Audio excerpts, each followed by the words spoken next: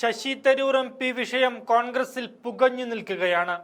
നാളുകൾ കഴിയുംതോറും അതിന് വീര്യം കൂടുന്നതല്ലാതെ ഒരു തരി പോലും കുറയുന്നില്ല. മറുവശത്ത് കോൺഗ്രസിനെ തുറന്നെതിർക്കുന്ന ശശി തരൂർ വടിവെട്ടി നൽകിയിട്ട് തന്നെ അടിക്കൂ എന്ന് പറഞ്ഞാണ് മുന്നോട്ടു പോകുന്നത്.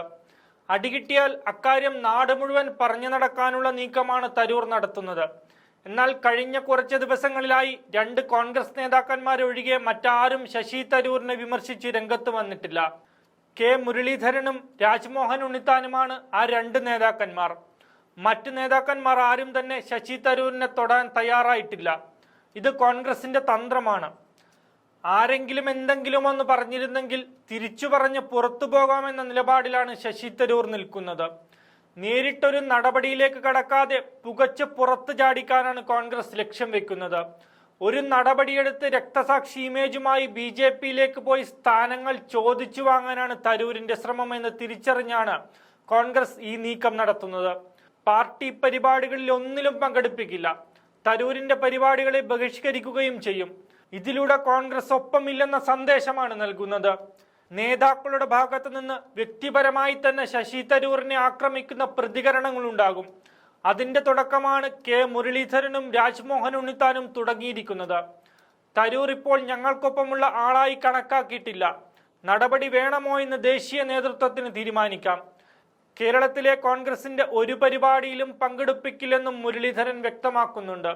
രാജ്മോഹൻ ഉണ്ണിത്താനാകട്ടെ ചാരൻ എന്നാണ് തരൂരിനെ വിശേഷിപ്പിച്ചത്. ഇത്തരത്തിൽ പ്രകോപനമുണ്ടാക്കുന്ന പ്രസ്താവനകൾ നടത്തുമ്പോഴും തരൂർ നിശബ്ദനാണ്. മാന്യമായി രാജിവെച്ചു പോകാൻ കോൺഗ്രസ് നേതാക്കൾ പറയുമ്പോൾ ആ അപമാനത്തിനെതിരെ പാർട്ടിയിൽ ഒരു പരാതി നൽകാൻ പോലും തരൂരിന് കഴിയുന്നില്ല. മല്ലികാർജുൻ ഖാർഗെയും രാഹുൽ ഗാന്ധിയും നേരിട്ട് ചർച്ച നടത്തിയിട്ടും വഴങ്ങാതെ മുന്നോട്ടു പോയ തരൂരിന് നേതൃത്വത്തെ സമീപിക്കാൻ പോലും കഴിയാത്ത സ്ഥിതിയാണ് നിലനിൽക്കുന്നത്. പാർലമെന്ററി പാർട്ടി യോഗത്തിൽ നിന്നും തരൂരിനെ ഒഴിവാക്കണമെന്നും അല്ലെങ്കിൽ ചർച്ചകളെല്ലാം അടുത്ത നിമിഷം മോദി അറിയുമെന്ന് പറഞ്ഞ് തരൂരിനെ പരമാവധി പാർട്ടി വിരുദ്ധനായാണ് ചിത്രീകരിക്കുന്നത്. നടപടിയെടുത്ത് പുറത്താക്കുമെന്ന് കരുതേണ്ട, പകരം രാജിവെച്ചു പോകാമെന്നാണ് കോൺഗ്രസ് നൽകുന്ന സന്ദേശം. ഇക്കാര്യം ശശി തരൂരിനും ബോധ്യമായിട്ടുണ്ട്.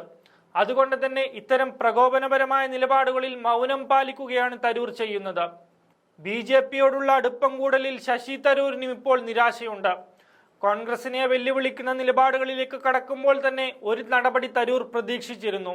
എന്നാൽ അതുണ്ടാകാതെ വിശ്വപൗരൻ എന്ന നിലയിൽ തന്നെ അവതരിപ്പിച്ചവർ ഇപ്പോൾ ചാരനായി ചിത്രീകരിക്കുമ്പോൾ നേരിടാൻ വഴികൾ തേടുകയാണ് MP ചെയ്യുന്നത്. ഓപ്പറേഷൻ സിന്ദൂർ വിശദീകരിക്കാനുള്ള സമിതിയിൽ ഉൾപ്പെട്ടതടക്കം രാജ്യതാൽപര്യമെന്ന ന്യായീകരണം ഇറക്കാൻ ശ്രമിച്ചെങ്കിലും അതിൽ വിജയിച്ചില്ല. ഇതിനൊപ്പം അടിയന്തരാവസ്ഥയുടെ പേരിൽ ഇന്ദിരാഗാന്ധിയെയും രാഹുൽ ഗാന്ധിയെയും വിമർശിച്ചതോടെയാണ് എല്ലാം കൈവിട്ടത്. ഇതിനെല്ലാം പുറമെ RSS ശശി തരൂരിനെ അടുപ്പിക്കരുതെന്ന മുന്നറിയിപ്പ് BJPക്ക് നൽകി കഴിഞ്ഞു. അതുകൊണ്ടാണ് ആദ്യം വലിയ ആഘോഷമായി കൊണ്ടു നടന്ന BJPക്കാരിപ്പോൾ തരൂരിനെ മൈൻഡ് പോലും ചെയ്യാത്തത്. ഇതും തരൂരിന് വലിയ ആശങ്ക സമ്മാനിക്കുന്നുണ്ട്.